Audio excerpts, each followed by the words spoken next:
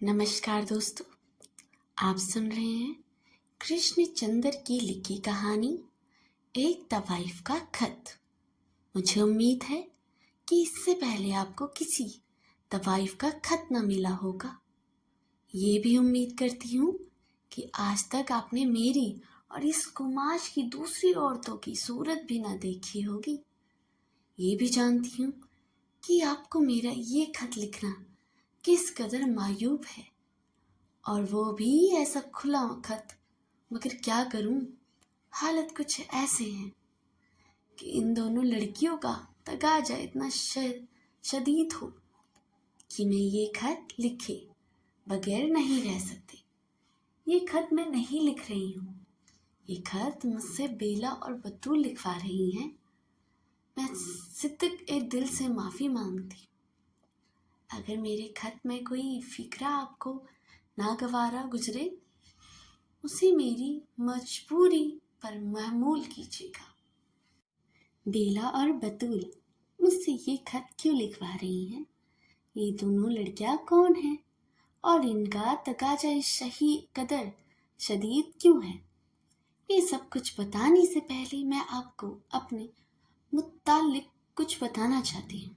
घबराइए नहीं, मैं आपको अपनी घिनौनी जिंदगी की तारीख से आगाह करना नहीं चाहती। मैं ये भी नहीं बताऊंगी कि मैं कब और किन हालात में तबाइफ बनी। मैं किसी शरीफाना जज्बे का सहारा लेकर आपसे किसी झूठे रहम की दरख्वास्त करने नहीं आई हूँ। मैं आपके दर्द मंद दिल को पहचान कर अपनी सफाई में झूठा अफसाना मोहब्बत नहीं घटाना चाहती। इस खत के लिखने का मतलब ये नहीं है कि मैं आपको तवाइफ के इसरार और रजूम से आगाह करूं। मुझे अपनी सफाई में कुछ नहीं कहना है। मैं सिर्फ अपने मुत्तालिक चंद ऐसे बातें बताना चाहती हूँ जिनका आगे चलकर बेला और बतूल की जिंदगी पर असर पड़ सकता है। आप लोग कई बार बम्बई आए होंगे। जिन्ना साहब ने तो बम्बई को बहुत देखा हो, मगर आपने हमारा बाजार काहे को देखा हो? जिस बाजार में मैं रहती हूँ वे फॉरेस्ट रोड कहलाता है। फॉरेस्ट रोड, क्राउन रोड और मदनपुर के बीच के वाक़े हैं। क्राउन रोड के इस पार लैंगटन रोड और ओपरा हाउस और चौपाटी, मरीन ड्राइव और फोर्ट के इलाके हैं जहाँ बम्बई के शुरफा रहते हैं। मदनपुर में इस तरह गरीबों की बस्ती है। फॉरेस्ट रोड इन दोनों के बीच में है ताकि अमीर और गरीब इससे यकसा मुस्तफिक हो सके। फॉरेस्ट रोड फिर भी मदनपुरा के ज़्यादा करीब है क्योंकि नादरी में और तवाइफ में हमेशा बहुत कम हासिल रहता है। ये बाजार बहुत खूबसूरत तो नहीं है, इसके मकान भी खूबसूरत नहीं है। उसके बीचों बीच काम की गड़गड़ाहट शबो रोज जारी रहती है, जहाँ भर के आवारा कुत्ते और लौंडों के शुहादे और बेकार जराइम पेशा मखलूक और उनकी गलियों का तवाइफ करती नजर आती है। लंगड़े, लूले, उबाश, मदकरू, तामाशबीन, आतिश और सुजाक के मारे हुए काने, लूजे, कोकिनबाज, जड़ जेब कतरे बाजार में सीना तान कर चलती है। गलीच होटल, सिले हुए फुटपाथ पर मैलों के ढेरों पर भिनभिनाती हुई लाखों मक्खियां, लकड़ी और कोयलों की अफसुर्दा गोदाम, पेशावर दलाल और बासी हार बेचने वाले कोक शास्त्र और नंगी तस्वीरों के दुकानदार, चीन हल्जाम और इस्लामी हल्जाम, लंगोटे कस कर गालियां बकने वाले पहलवान, हमारी समाजी जिंदगी का सारा कूड़ा करकट आपको फॉरेस्ट रोड पर मिलता है। जाहिर है आप तो यहाँ क्यों आएंगे? कोई शरीफ आदमी इधर का रुख नहीं करता। शरीफ आदमी जितने हैं वे ग्राउंड रोड के पार रहते हैं, और जो बहुत ही शरीफ है वो मालाबार हिल पर कायम करते हैं। मैं एक बार जिन्ना साहब की कोठी के सामने से गुजरी थी और वहां मैंने झुककर सलाम भी किया। बतूल भी मेरे साथ थी। बतूल को अपने आप से जिन्ना साहब जिस कदर अतीत हैं उसको मैं भी ठीक तरह से बयान ना कर सकूंगी। खुदा और रसूल के बाद दुनिया में अगर वो किसी को चाहती हो तो सिर्फ आप हैं। उसने आपको तस्वीर लॉकेट में लगाकर अपनी सीने से लगा रखी हो, किसी बुरी नीयत से नहीं। बतूल की उम्र अभी 11 बरस है, छोटी सी लड़की ही तो है वो। गो फॉरेस्ट रोड वाले अभी से उसके मुतालिक बुरे बुरे इरादे कर रहे हैं, मगर खैर वो कभी भी, मैं आपको बताऊंगी। ये तो है फॉरेस्ट रोड जहां मैं रहती हूँ। फॉरेस्ट रोड के मगरिबी सिरे पर जहां चीनी हलसाम की दुकान है, उसके करीब एक अंधेरी गली के मोड़ पर मेरी दुकान है। लोग तो उसे दुकान नहीं कहते, मगर खैर आप दोनों यहाँ हैं, आपसे क्या छुपाऊंगी। यही कहूंगी कि वहां पर मेरी दुकान है और वहां पर मैं इस तरह व्यापार करती हूँ जिस तरह बुनियादी सब्जी वाला, फल वाला, होटल वाला, मोटर वाला, सिनेमा वाला, कपड़े वाला या कोई और दुकानदार सब व्यापार करते हैं। और हर व्यापार में ग्राहक को खुश करने के अलावा अपने फायदे की भी सोचता है। मेरा व्यापार भी इसी तरह का है। फर्क सिर्फ इतना है कि मैं ब्लैक मार्केट नहीं करती और मुझसे और दूसरे व्यापारियों में कोई फर्क नहीं है। ये दुकानदार अच्छी तरह वाकिफ नहीं है। यहाँ रात तो गुज़ा दिन में लोग ठोकर खा जाते हैं। इस तरह अंधेरी गली में लोग अपनी जेबें खाली करके चले जाते हैं, शराब पीकर जाते हैं, जहाँ भर की गालियां बकते हैं। यहाँ बात बात पर छूरा जन्नी होती है। वो एक खूह दूसरे तीसरे रोज रहते हैं। गरज की हर वक्त जान जैक में रहती है। और फिर मैं तो कोई अच्छी तवाइफ नहीं हूँ कि पक्कई जाके रोऊं और वल्ली पर समुद्र के किनारे एक कोठी ले सकूं। मैं एक बहुत ही मामूली दर्जे की तवाइफ हूँ। अगर मैंने सारा हिंदुस्तान देखा है और घाट घाट का पानी पिया है और हर तरह के लोगों की सोहबत में बैठी हूँ, लेकिन अब 10 साल से इसी तरह बम्बई में इसी फॉरेस्ट रोड पर इसी दुकान में बैठी हुई हूँ। और अब तो मुझे इस दुकान की पगडंडी में भी 6,000 रुपये मिलते हैं। हालांकि ये जगह कोई इतनी अच्छी नहीं, फिजा मुतफिन है, कीचड़ चारों तरफ फैली हुई है, जिंदगी के अंबार लगे हुए हैं। अब खारिश जुदा कुत्ते घबराए हुए ग्राहकों की तरफ काट खाने को लपकते हैं। फिर भी मुझे इस जगह की पगड़ी 6,000 रुपये तक मिलती है। इस जगह मेरी दुकान एक मंजिला मकान में है। इसके 2 कमरे हैं। सामने का कमरे में बैठक है, यहाँ मैं गाती हूँ, नाचती हूँ, ग्राहकों को रिझाती हूँ। पीछे का कमरा बावर्ची खाने उस गुसल खाने के सोने के कमरा देता है। यहाँ एक तरफ नल है, एक तरफ हंडिया है और एक तरफ एक बड़ा सा पलंग है और उसके नीचे एक छोटा सा पलंग है। इसके नीचे मेरे कपड़ों का संदूक है। बाहर वाले कमरे में बिजली की रोशनी है, लेकिन अंदर वाले कमरे में बिल्कुल अंधेरा है। मकान मालिक ने बरसों से कलाई नहीं करवाई, ना सो करवाएगा। इतनी फुर्सत किए है, मैं तो रात भर नाचती हूँ, गाती हूँ और दिन को वही गाय तकिए पर सर टेक कर सो जाती हूँ। बेला और बतूल के पीछे का कमरा दे रखा है। अक्सर ग्राहक जब उधर मुंह दे धोने के लिए जाते हैं तो बेला और बतूल फटी फटी निगाहों से उन्हें देखने लग जाती हैं। जो कुछ उनकी निगाहें कहती हैं, मेरा ये खत भी वही कहता है। अगर वो मेरे पास इस वक्त ना होती तो ये गुनाहगार बंदी आपकी खिदमत में ये गुस्ताखी ना करती। जानती हूँ दुनिया मुझ पर थू थू करेगी, शायद आप तक मेरा खत भी नहीं पहुंचेगा। फिर भी मजबूर हूँ कि खत लिख के रहूंगी कि बेला और बतूल की मर्जी यही है। शायद आप कियास कर रहे हो कि बेला और बतूल मेरी लड़कियां हैं। नहीं, ये गलत है। मेरी कोई लड़की नहीं है। इन दोनों लड़कियों को मैंने बाजार से खरीदा है। जिन दोनों हिंदू मुसलमानों फसाद जोरों पर था, और ग्रांड रोड और फारस रोड और मदनपुरा इस इंसानी खून पिया की तरह बहाया जा रहा था। उन दिनों मैंने बेला को एक मुसलमान दलाल से 300 रुपए की इवज खरीदा था। ये मुसलमान दलाल उस लड़की को दिल्ली से लाया था, जहां बेला के माँ बाप रहते थे। बेला के माँ बाप रावलपिंडी में राजा बाजार के अबक में पूछ हाउस के सामने गली में रहते थे। मुतवस्सित तबके का घराना था। शराफत और सादगी छुट्टी में पड़ी थी बेला अपने माँ बाप की इकलौती बेटी थी, और जब रावलपिंडी में मुसलमानों ने हिंदुओं को तहे तेग करना शुरू किया, उस वक्त चौथी जमात में पढ़ती थी। ये 12 जुलाई की वाकया है। बेला अपने स्कूल से पढ़कर घर आ रही थी कि उसने अपने घर के सामने और दूसरे हिंदुओं के घरों के सामने जब एक गफीर देखा।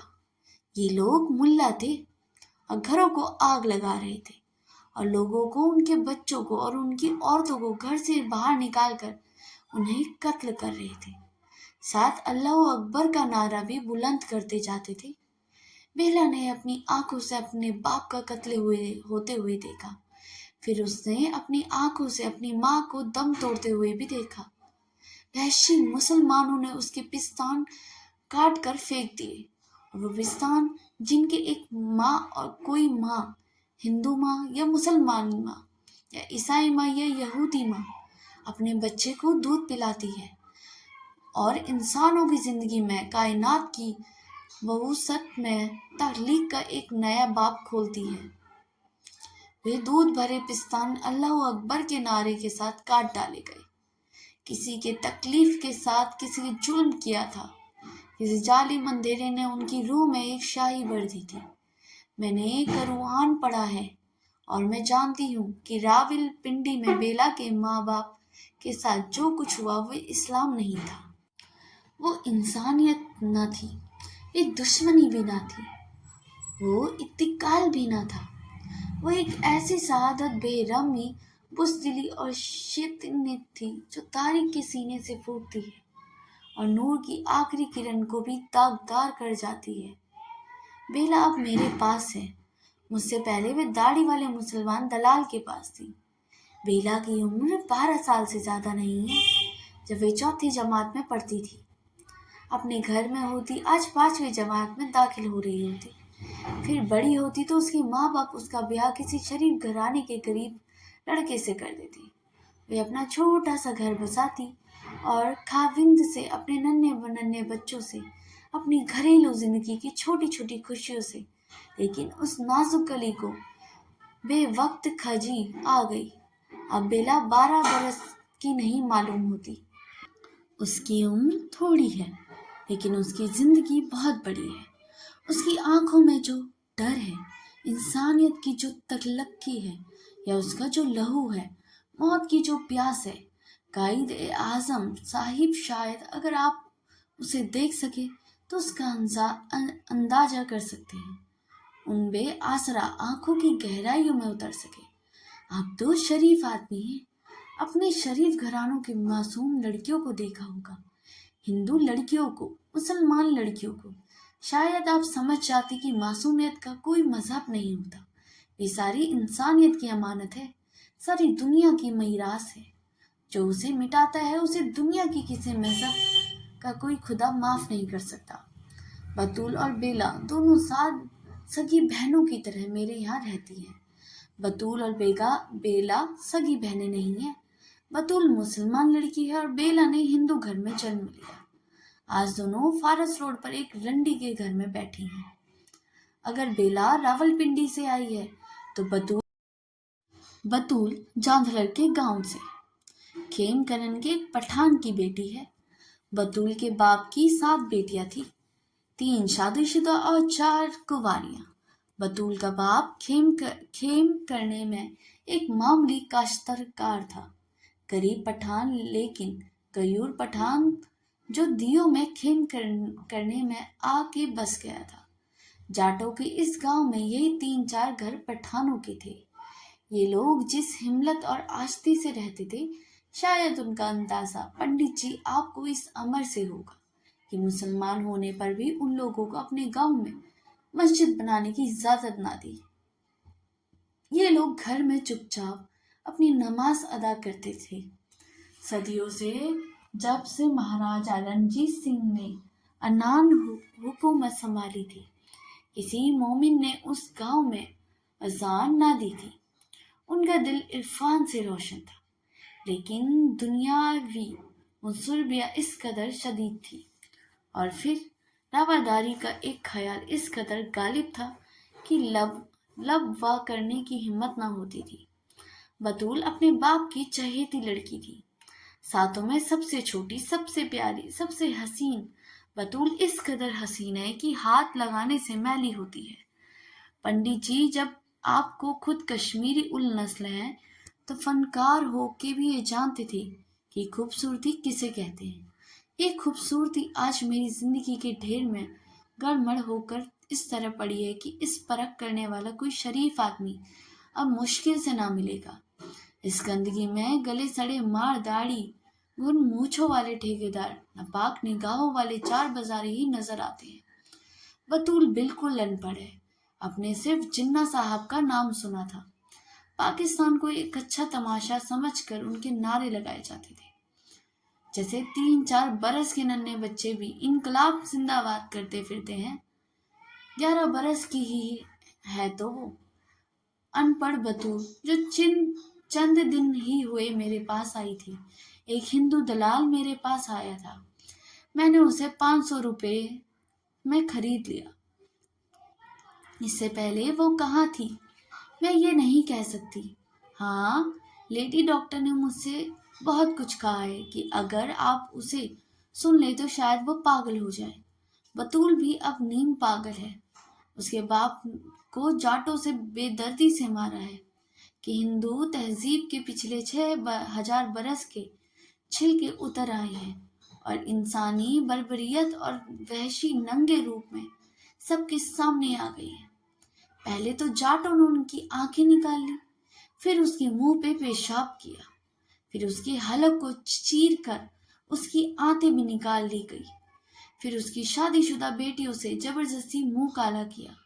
उसी वक्त उनके बाप की लाश के सामने रिहान, गुल दरखशा, मजाना, सुहान बेगम एक एक करके वहशी इंसान ने अपने मंदिर की मूर्तियों के नापाक किया, उन्हें जिंदगी अदा की जिसने उन्हें लोरियां सुनाई थी, जिनके उनके सामने शर्म और इज्जत से उनकी पाकीज़ारी से सर झुका दिया।